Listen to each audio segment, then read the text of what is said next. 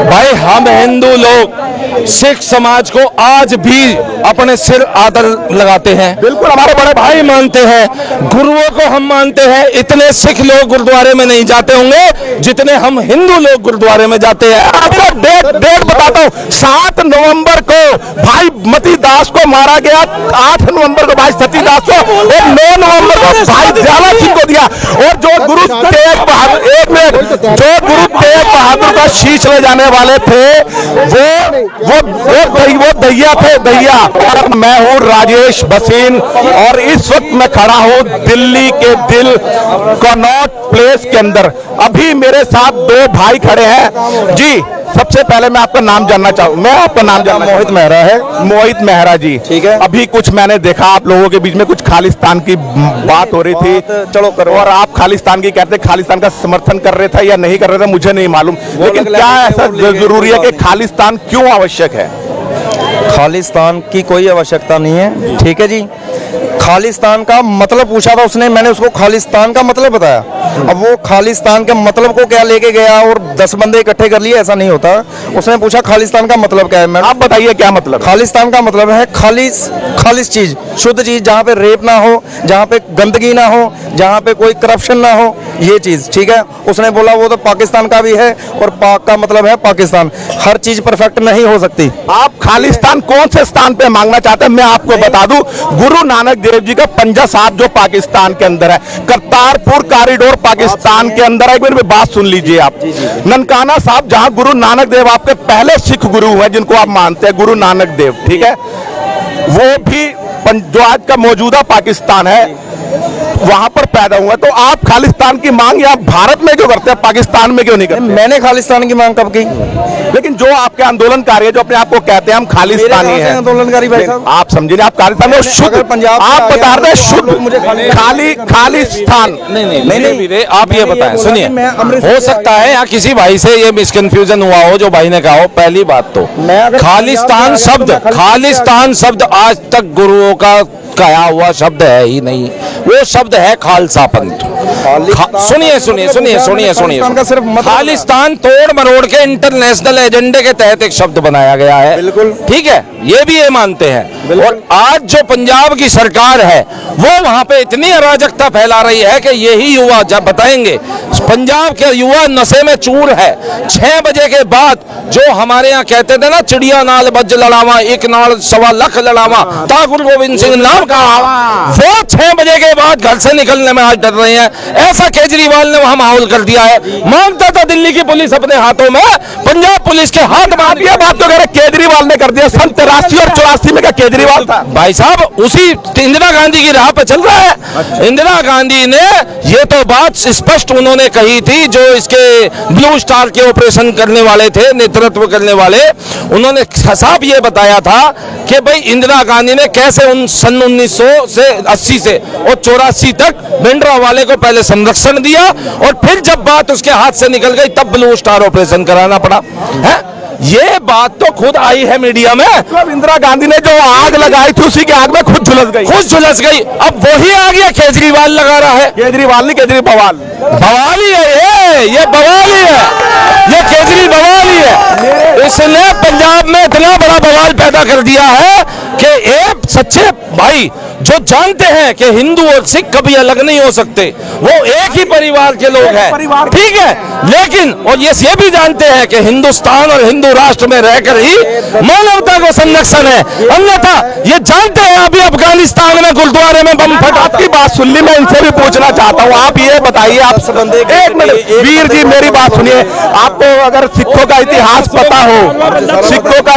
पता हो, गुरु नानक देव, गुरु अर्जुन देव, गुरु हरिकिशन राय, गुरु हरिकिशन जी और गुरु तेग बहादुर, जितने भी गुरु हुए हैं उनके आगे सिंह नहीं लगता था, नहीं लगता था या नहीं लगता था? आप ये बताइए। आप एक मिनट आज जितने भी 10 पातशाही हुई हैं, मेरी बात सुनो, जितने भी सिख गुरु हैं उन्होंने सिंह लगता शुरू कर दे। नहीं, 10वें गुरु साहब ने सिंह लगाना चालू किया, गुरु गोबिंद सिंह।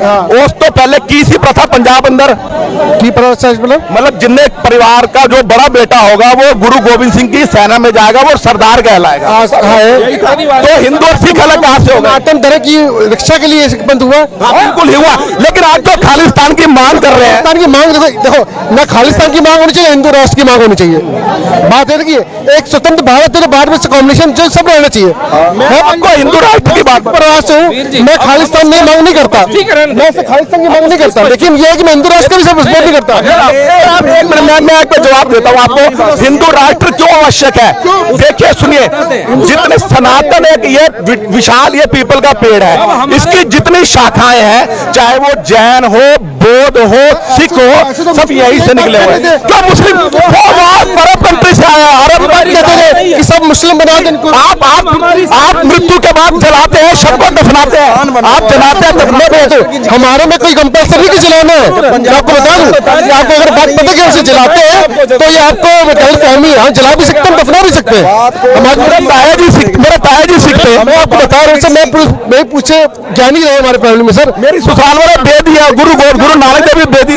जो दफनाए जाते हैं उनकी बॉडी हमेशा जलती रहती है, तो इसलिए ये है कि आपकी जिसकी बॉडी जल जाती है वो एक मुक्ति में चली जाती है, ये बात है। ठीक है, आप क्या कोई जलाते दफनाते, अब जलाते तो हिंदू है, तो ऐसा सर नहीं है। तो आज ये जो भेदभाव आ रहा है पंजाब के अंदर, जैसे 83 84 करवा रहे, सब तो सरकारी बात है। वहाँ का सिख बंदा नहीं चाहता, वहाँ का सिख बंदा खालिस्तान, आम सिख कोई नहीं, आम सिख कोई नहीं चाहता खालिस्तान। जब मैं आप खालिस्तान का समर्थन, मैं बिल्कुल नहीं समर्थन हूँ सर। मतलब ये बात कहिए कि खालिस्तान का समर्थन नहीं करते। कोई किसी राष्ट्र का समर्थन, हिंदू राष्ट्र का भी मैं समर्थन नहीं करता, मैं मुस्लिम राष्ट्र का समर्थन करता हूँ। मैं किसी का, मैं भारत एकता की बात करता हूँ, धर्म निरपेक्ष रहना चाहिए। लेकिन जब ये संविधान लिखा गया था, एक बार सुनिए, जब ये संविधान लिखा गया तो ये पंथ निरपेक्ष था, धर्म निरपेक्ष नहीं था। ये 1959 में लिखा गया। क्या लिखा गया था आप बताइए मेरे को। भाई कहते हैं कि बात है यूनिटी की, मैंने कहा यूनिटी उनसे करो जिनके परिवार के बच्चे आज भी गुरुओं की शरण में जाते हैं, उनसे मत करो जो आपको काफिर बोलते हैं, जिनके चलते आज गुरुओं ने शहादत दी उस अपने जमाने में। गुरु तेग बहादुर का शीश उतारा। मैं आपको डेट बताता हूँ, 7 नवंबर को भाई मती दास को मारा गया, 8 नवंबर को भाई सती दास को, और 9 नवंबर को भाई दयाला सिंह को दिया। और जो गुरु तेग बहादुर, एक मिनट, जो गुरु तेग बहादुर का शीश ले जाने वाले थे वो दैया थे, दैया।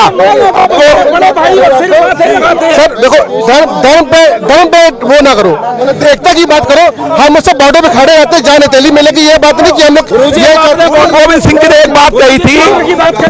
अब सुनिए, अगर आप सच्चे सुनिए, सच्ची बात को मानेंगे, सुनिए आप, हमारे इस देश में अभी एक देखिए भारतीय सेना होती है, अब धर्म की बात नहीं होगी। एक मौलाना साहब से एक एक्स मुस्लिम ने पूछा, यदि भारतीय सेना में कोई मुस्लिम सैनिक है और वो देश के लिए शहीद होता है तो क्या इस्लाम के अनुसार उसे जन्नत मिलेगी? उसने बोला हाँ जी उसे मिलेगी, सैनिकों को तो जन्नत मिलेगी। परंतु वही उस मौलाना से पूछा कि यदि उस मुस्लिम सैनिक की जगह कोई हिंदू सैनिक हुआ तो क्या उसे भी वही जन्नत मिलेगी? मौलाना कुर्सी छोड़ के भाग गया। आप यूनिटी की बात करते हैं, हिंदू मुसलमान पे आ गए, वो बात तो हो ही नहीं। क्या होती है हिंदू मुस्लिम? क्या होता है हिंदू मुस्लिम वो होती है, क्या होता है हमेशा? ये आप शीशगंज गुरुद्वारे में यार तो तुमने देश की की मेरे भाई गुरुद्वारे में जाके देखा, शीशगंज गुरुद्वारे में आपको दीवारों पर इतिहास पता लगेगा। हिंदू मुस्लिम देश आजाद हुआ है ना, हिंदू मुस्लिम ने आजाद किया, हिंदू ने आजाद नहीं किया। बंटवारा फिर क्यों करवाया? बंटवारा किया ब्रिटिश ने, बंटवारा को ब्रिटिश ने किया। मेरे भाई इतना खून खोलता जब अफगानिस्तान गुरुद्वारे में बंद होगा। आप एकजुट करो, ये हिंदू पारी इधर आओ। हिंदू मुस्लिम, आप ये बताओ कौन करता है, क्यों नहीं उठ के आए? जब ओवैसी ने बोला था कि तुम 100 करोड़ 15 करोड़ 15 मिनट, जब कहाँ गए थे ये लोग यूनिटी की बात करने के लिए? जाके नहीं थे। दरअसल इनको तथ्य नहीं मालूम है कि इनके गुरुओं के साथ, गुरु अर्जुन देव के साथ दुर्व्यवहार करने वाले कौन थे? भाई जोरावर सिंह। आप ये बताइए, भाई जोरावर सिंह, भाई तो ये भाषण ओवैसी को दो, ये भाषण ओवैसी को दो, इनसे ये भाषण ओवैसी को दो, ये भाषण उनको दो जो सल्तनत से जुदा के नारे लगाते। ओवैसी बीजेपी का दल्ला है, दल्ला बीजेपी का दल्ला है। ओवैसी बीजेपी का दल्ला है। बहन के तुम कहता है योगी मठ में चले जाएंगे, मोदी मर जाएंगे। वो ये बीजेपी से जोड़ते हैं। केजरीवाल इनके लिए बढ़िया है, जो वहां आज ये 6 बजे तक घर में मूंद के मुंह बैठ जाते हैं। पंजाब की व्यवस्था आज डिबेट किस तरफ थी और आपस में ही लोगों ने लड़ना चालू कर दिया। शायद इतिहास के बारे में इनको इतना ज्ञान नहीं, अगर इतिहास के बारे में इनको ज्ञान होता तो ये बातें नहीं करते। 11 वर्ष के भाई जोरावर सिंह को और छोटे भाई को किसने दीवारों में चिनवाया था और किसने गुरु तेग बहादुर जी कही। भाई हम हिंदू लोग सिख समाज को आज भी अपने सिर आदर लगाते हैं, बिल्कुल हमारे बड़े भाई मानते हैं, गुरुओं को हम मानते हैं। इतने सिख लोग गुरुद्वारे में नहीं जाते होंगे जितने हम हिंदू लोग गुरुद्वारे में जाते हैं। हम बिल्कुल कोई भेदभाव नहीं है, लेकिन उन लोगों को पहचानना होगा। ये जो इंटरनेशनल एजेंडे आज पंजाब में चलाए जा रहे हैं, या तो मेरे इस देश में मुगलों के शासन में हाथ काटे गए थे, या आज इस पंजाब में केजरीवाल की सरकार में और खालिस्तान की आड़ में गरीबों की हाथ की उंगलियां काटी जा रही है। लेकिन केजरीवाल तो कहता है मेरे जैसी शरीफ ईमानदार सरकार ही कोई नहीं है। हाँ, तो जब ही तो जेलों में जा रहे हैं। कौन जेल में जा रहा है? जा रहा वो मनीष सिसोदिया जेल में गया। पहले केजरीवाल कह रहा कोई आरोप नहीं है मनीष सिसोदिया पे, ये बिना आरोप के जा रहे हैं। कोर्ट ने भी रिमांड जो है बार बार बढ़ाया जा रहा है। कोर्ट रिमांड बार बार बढ़ाया जा रहा है। कोर्ट भी तो तथ्यों पर रिमांड। सिसोदिया तो भारत रत्न देने की बात कर रहा था। भाई साहब सुनिए मेरी बात, ये तो चोर चक्कों को भारत रत्न देंगे, ये सर्जिकल स्ट्राइक के प्रधानमंत्री से सबूत मांगेंगे, पाकिस्तान में हिंदुस्तान की किरकिरी करवाएंगे। ये देश विरोधी लोग हैं, ठीक है ना। आप सुनिए हमारी बात को भाई साहब। ये जो मनीष सिसोदिया का केस है, जिस दिन इसकी गिरफ्तारी हुई थी इस बार, आईएएस अधिकारी ने सामने क्वेश्चन करना चाहता ये देशद्रोही राष्ट्रवादी कौन है? राष्ट्रवादी लोग हैं हमारे मोदी जी। जो मोदी जी, अब मैं पूछना चाहता मैं कड़वे क्वेश्चन पूछूंगा। आंध्रा के अंदर मोदी जी ने कहा जो मुस्लिम युवतियां हैं जो ग्रेजुएशन करेंगी उनको 51,000 अनुदान दिया जाएगा। तो ये तुष्टिकरण क्यों है भाई? क्या हिंदू लड़कियां ग्रेजुएशन नहीं करती? हिंदू लड़कियां करती हैं, उनको क्यों नहीं मिल रहा? भाई बिल्कुल मिलता है, लेकिन एक बात बताएं, जो कांग्रेसी कानून बना के चले गए, जिन्हें कानून नहीं है, ये तो अभी घोषणा की है। क्यों बात कर रहे हैं आप? ये कानून नहीं है। SC/ST में आंध्रा के इलेक्शन के दौरान आप देखिए स्कॉलरशिप में कानून है। दूसरी बात और पूछ रहा हूँ, अभी 2 मीट्रिक आप क्वेश्चन को डाइवर्ट है नहीं। अब तेरे अनुदान ने बात की है स्कॉलरशिप। सुनिए, हिंदू लड़कियों को सुनिए, हिंदू लड़कियों को मिलती है, लेकिन SC/ST OBC में, OBC और SC में मिलती है 51,000 रुपए। अरे भाई साहब ठीक है, वो ग्रेड ज्यादा और कम है, वो नहीं देना चाहिए। हम मोदी जी से क्वेश्चन मेरी बात सुनिए, क्वेश्चन सुनिए। अब 2 मीट्रिक टन अनाज तालिबान को किस बेस पे मोदी जी दे रहे हैं? वही तालिबान जिसको भगाने के लिए अमेरिका ने समर्थन दिया और उन्हीं के हत्यारों से उन्होंने अमेरिकियों को मारा। जिस पाकिस्तान ने उसको शह दिया, वो पाकिस्तान को मार रहे तहरीक तालिबान वाले। क्या कल को वो हिंदुस्तान का साथ देंगे? तो फिर उनको अनाज क्यों दिया जा रहा है? हम इस बात को बिल्कुल स्वीकार करते हैं कि कुछ राजनीतिक उसके चलते मोदी जी को विदेशी संबंधों को बनाने के लिए वहां तालिबान में देना पड़ा, लेकिन आज उन इस बात का विरोध करते हैं। बिल्कुल करते हैं, परंतु इस बात के वजह से हम अपने मोदी को छोड़ नहीं सकते हैं। मैं मोदी को छोड़ सुन लीजिए, उसका भी कारण है, क्योंकि वो ही एक मोदी जी ऐसे हैं और वो ही एक योगी जी ऐसे हैं जो इनकी आंख में आंख डाल के आखिरी प्रश्न पूछना चाहूंगा, मोदी और योगी में 2024 में प्रधानमंत्री किसको देखना चाहेंगे? दोनों के देखिए 24 में तो मोदी जी आ रहे हैं और योगी जी फिर इसके बाद वाले टर्म में आ रहे हैं। बोला बुलडोजर बाबा नहीं आएंगे। अरे और ऐसे तुष्टिकरण चलता रहेगा? नहीं, आप लाइए, मैं तो कह रहा हूँ आप 24 में ले आइए। अगर मोदी जी अपनी स्वेच्छा से उन्हें बनाने के लिए चाहते हैं तो देश तो मांग करता है योगी जी की, हम भी मांग करते हैं।